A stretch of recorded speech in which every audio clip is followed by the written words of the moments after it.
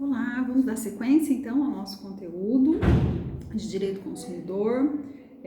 Um conteúdo escrito eu enviei para vocês na semana passada, tá? E eu preferi já mandar o conteúdo de uma vez, mas para não ficar extenso o vídeo, nós dividimos esse conteúdo em dois, ok?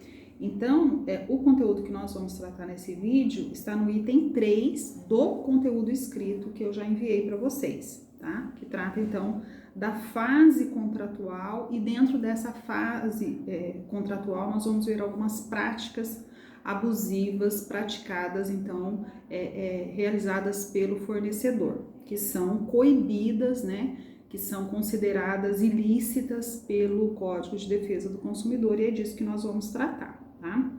Muito bem.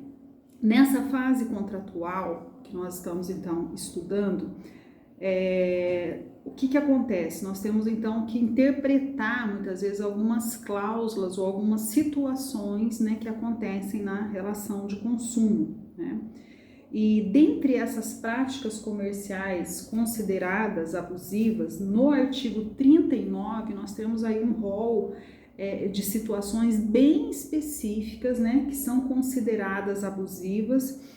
E o artigo 39 diz que é vedado, ao fornecedor de produtos ou serviços, dentre outras práticas, ou seja, o que nós temos no artigo 39 é uma relação de situações exemplificativas, porque, claro, nós vamos poder ter outras ainda situações que, diante da análise do caso concreto, poderão também ser consideradas abusivas, ok? Mas aqui no artigo 39 nós temos um rol aí de situações que são consideradas ilícitas e devem ser coibidas.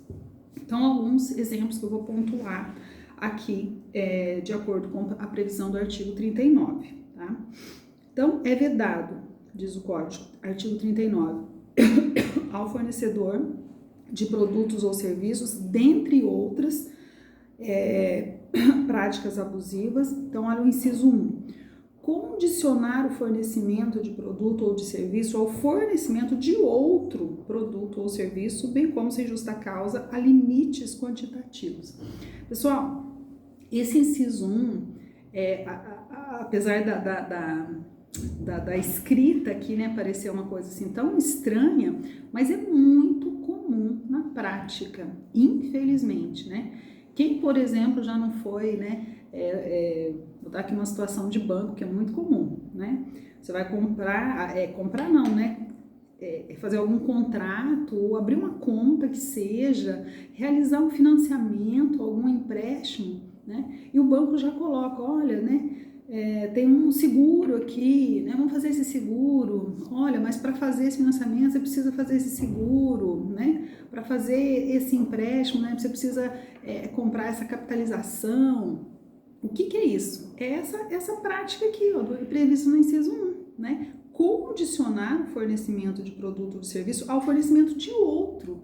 É a chamada venda casada, Ó, eu te vendo isso, mas você tem que comprar outra coisa, Então, essa venda casada, condicionamento, da venda de um produto à entrega de outro é coibida, É considerada uma prática ilícita vedada pelo CDC, ok? Inciso 2. Também é vedado recusar atendimento às demandas dos consumidores na exata medida de suas disponibilidades de estoque, tá? Só que essa situação, o fornecedor ele já está muito atento. E é por isso que até, por exemplo, vocês já devem ter visto em propagandas, em folhetos, ou às vezes anúncios, principalmente pela internet, o que a gente vê, Ó, tem uma promoção de computador, uma promoção, preço especialíssimo, para venda de determinado produto, de TV, celular, E aí, na observação, eles colocam lá, até quando durar o estoque, tá? Por quê? Para se resguardar dessa prática aqui prevista no inciso 2. Por quê? Porque eles, se você vê uma promoção e for procurar o cumprimento desse anúncio, porque vocês viram na outra aula, que quando o fornecedor anuncia, ele faz uma determinada propaganda, isso é considerado pré-contrato, e ele é obrigado a cumprir aquele anúncio, né?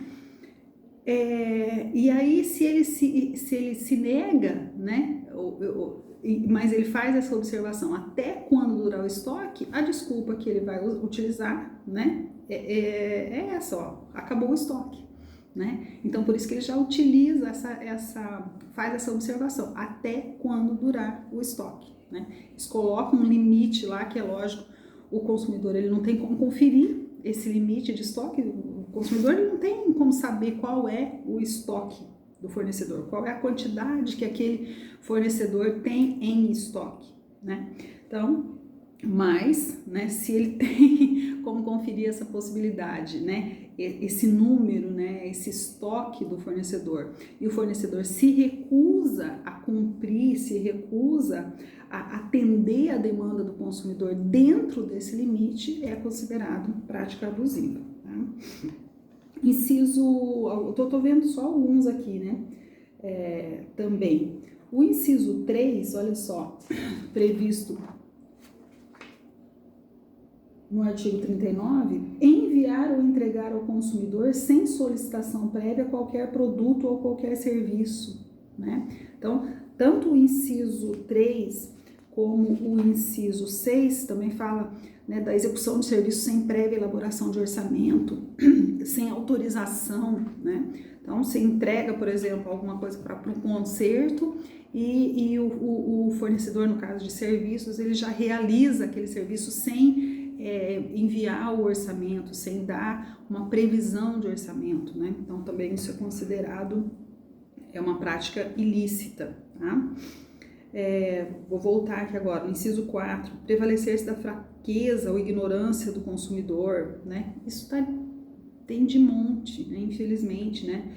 Pessoas idosas, pessoas principalmente em vendas por telefone, né? O fornecedor se utiliza do distanciamento e da situação de vulnerabilidade daquele consumidor, né, para vender os seus produtos, também é considerado abusivo.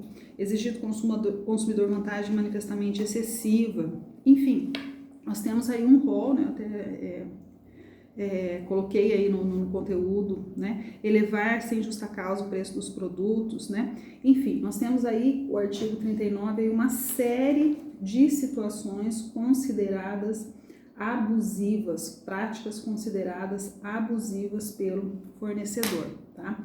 E essas práticas, então, sendo consideradas abusivas, né, elas são vedadas e o fornecedor poderá responder por isso, ok? Agora nós vamos lá para o artigo 42, e esse artigo 42 é muito conhecido do consumidor, né? Quem que já não ouviu falar de uma situação, né? O consumidor não pode ser exposto ao ridículo, né? Então, o cuidado que o fornecedor, né, o vendedor, ele tem que ter ao cobrar a sua dívida, né? Ao cobrar aquela situação. Então, antes da gente pensar aqui o conteúdo desse artigo 42, o que nós temos que entender?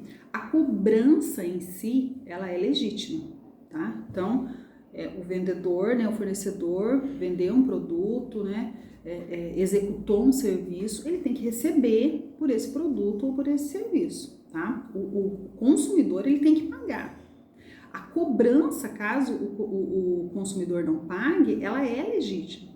Só que essa cobrança ela tem que ser feita nos moldes legais. Ela tem que o exercício desse direito de cobrança deve obedecer os parâmetros legais, sob pena, né, desse fornecedor incorrer nessa prática aqui proibida, né, de acordo com o artigo 42. Então, o artigo 42, o caput diz assim: na cobrança de débitos, o consumidor inadimplente não será exposto ao ridículo, nem será submetido a qualquer tipo de constrangimento ou ameaça, tá? Então, o que o artigo 42 veda, proíbe aqui?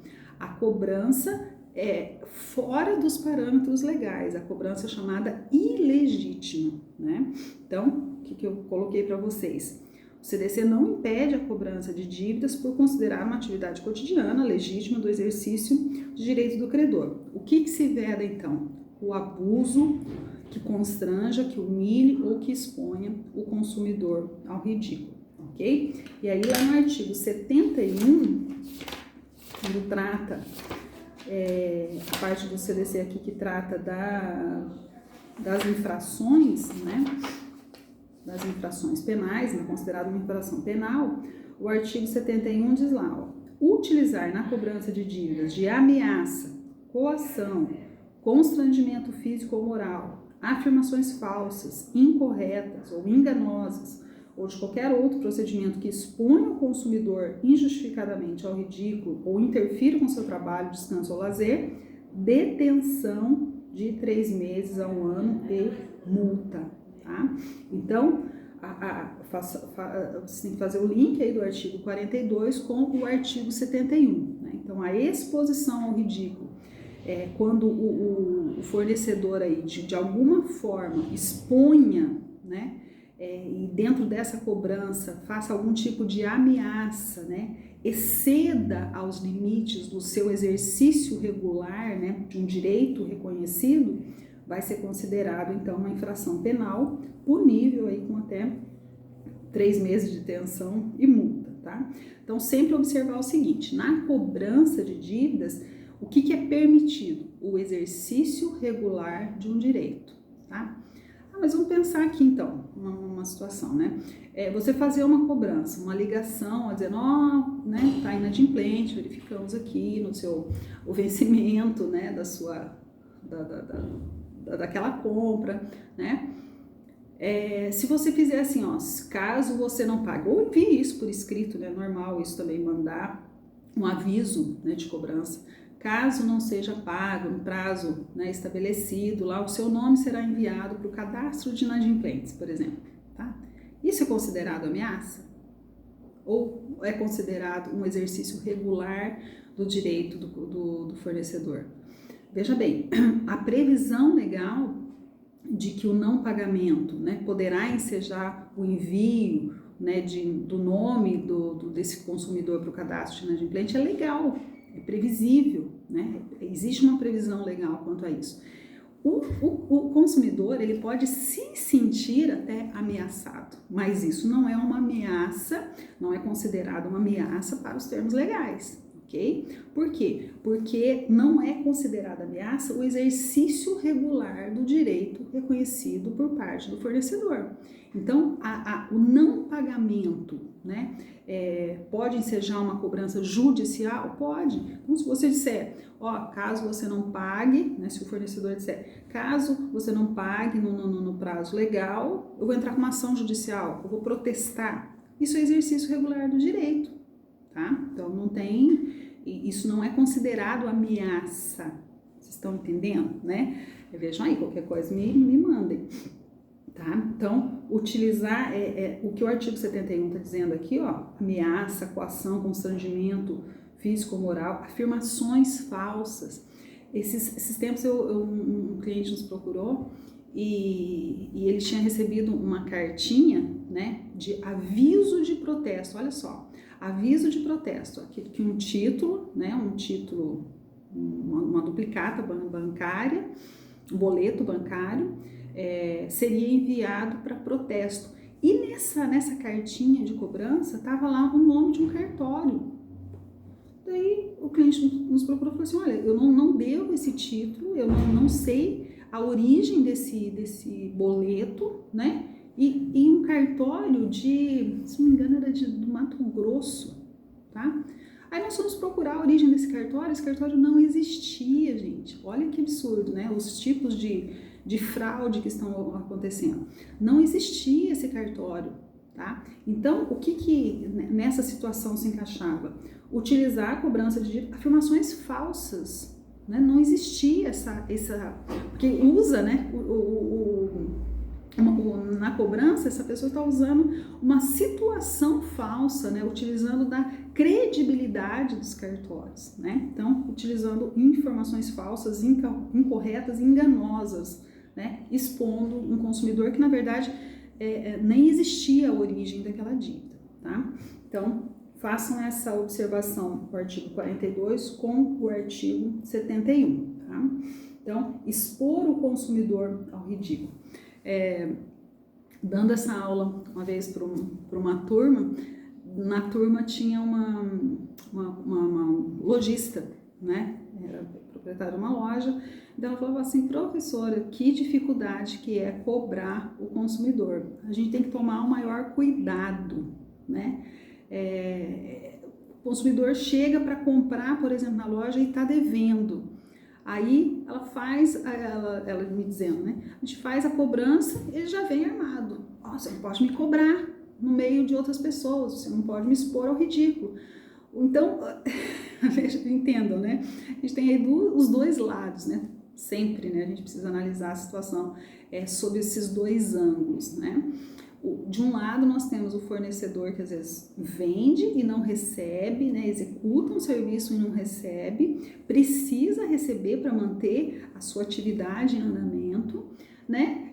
E tem que tomar cuidado, né? Tem que observar a situação, não pode fazer, enviar essa cobrança no horário de serviço, não pode ligar no estabelecimento onde o consumidor trabalha, né? Olha só, tudo isso tem que tomar cuidado, tem que observar as situações, os horários de cobrança, para que não seja considerada uma prática, essa cobrança não seja considerada ilegítima, tá?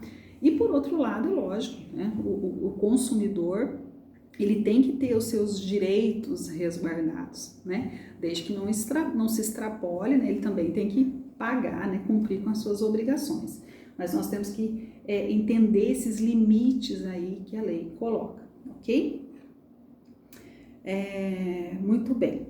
Vamos lá então agora. O parágrafo único do artigo 42, dentro aí dessa cobrança ainda de dívidas, né, diz assim, que o consumidor cobrado em quantia indevida, então, veja bem, dentro ainda dessa cobrança, desse tema da cobrança de dívida, ao cobrar, né, é lógico, o fornecedor ele deve fazer uma cobrança daquilo que é devido, mas muitas vezes acontece de haver uma cobrança indevida, né? Hoje nós lidamos com sistemas e sistemas falham, né? Imagina, por exemplo, o consumidor efetua o pagamento, né, de uma parcela, por exemplo, e o sistema não deu baixa naquela parcela, né? E aí o fornecedor, até não de má fé, né, efetua a cobrança novamente. Então não é tão difícil de acontecer, não. E aí o parágrafo único diz que o consumidor cobrado em quantia indevida tem direito à repetição do indébito. Então, preste atenção nessa expressão. Repetição do indébito, por valor igual ao dobro do que pagou em excesso, acrescido de correção monetária e juros legais, salvo de hipótese de engano justificável, tá?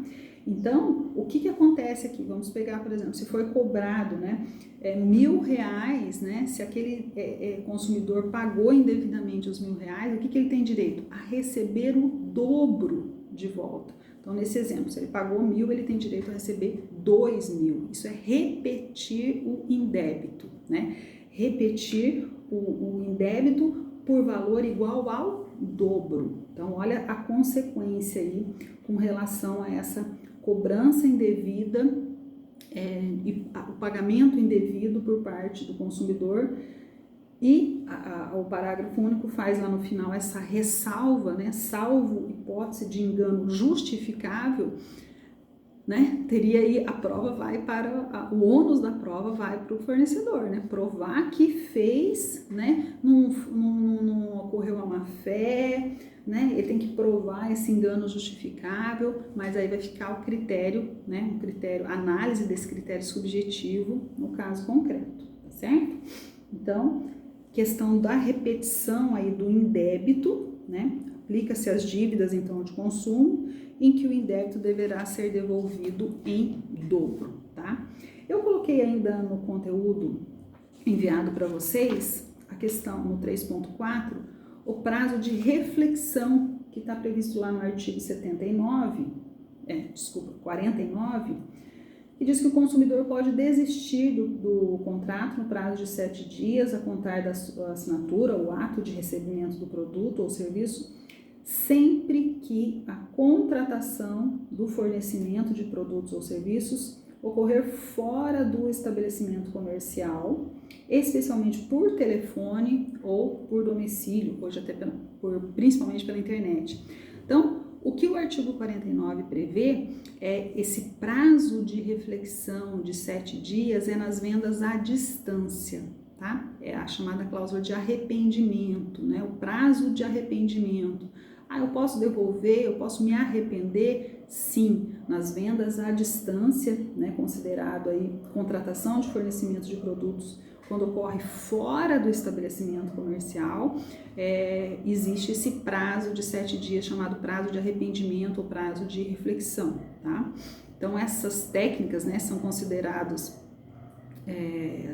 essas vendas, né? Por que existe esse prazo de reflexão? Porque muitas vezes, e lógico, né, o consumidor ele não tem contato com o produto que ele está adquirindo, ele tem uma ideia, né? Ele viu lá a foto, ele teve a informação às vezes por telefone, então, mas ele não teve contato com o produto que ele está adquirindo, né? Ele não teve aquela situação ali, né? Do olho no olho do vendedor e com relação ao objeto da relação de consumo. Então, nessas situações, né? A lei prevê esse prazo de reflexão, né, essa situação de possibilidade de arrependimento até 7 dias, né? Porque muitas vezes esse consumidor, por que a lei prevê essa situação? Porque muitas vezes o consumidor ele é surpreendido quando o produto chega, né? Então, nessas vendas feitas fora do estabelecimento comercial, né, principalmente hoje pela internet, a lei possibilita exercitar o direito, né, de arrependimento, né, e consequentemente, né, poder receber os valores eventualmente pagos, né, durante esse prazo de reflexão, ok? Então, para finalizar essas práticas comerciais consideradas abusivas aí, que eu enviei para vocês no conteúdo, tá certo? Hoje nosso dia de aula, então aproveitem para analisar esse conteúdo, fazer a leitura desses artigos, assistir o vídeo e eu fico à disposição de vocês, tá bom, pessoal? Logo nós finalizamos, né, os principais pontos aqui, objeto do nosso conteúdo. Então, aproveitem e me mandem as dúvidas, eu fico à disposição. Abraço a todos!